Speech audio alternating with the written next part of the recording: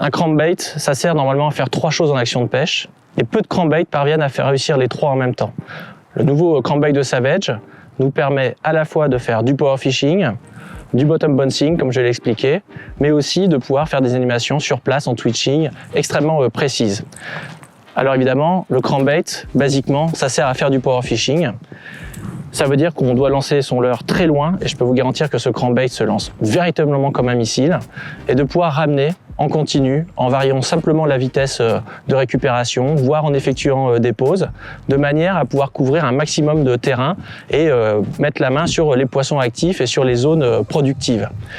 Mais un crankbait, ça doit permettre aussi de pouvoir faire ce qu'on appelle du bottom bouncing, ou parfois ce qu'on appelle en France du bottom tapping, de manière un tout petit peu irrégulière.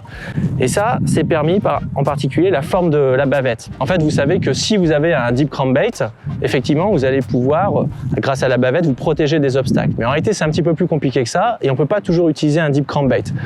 Là, on a un crankbait qui est plutôt du style medium runner, mais voyez que sa bavette a un profil complètement carré.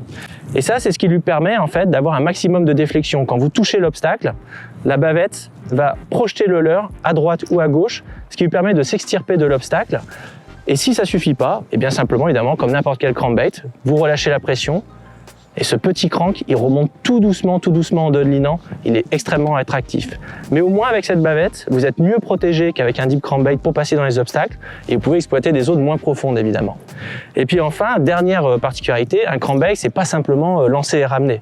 Évidemment que par exemple, quand vous passez devant un obstacle, si vous twitchez canne haute un petit peu votre crank, celui-ci, grâce à son son assez sourd et sa grosse bille interne, eh bien, il va avoir tendance à se décaler fortement, il va avoir des darts assez prononcés, et donc vous allez pouvoir pêcher lentement, sur place, très efficacement, avec une forte action de nage et surtout une forte sonorité qui permet de déclencher les attaques quand vous êtes au plus proche du brochet.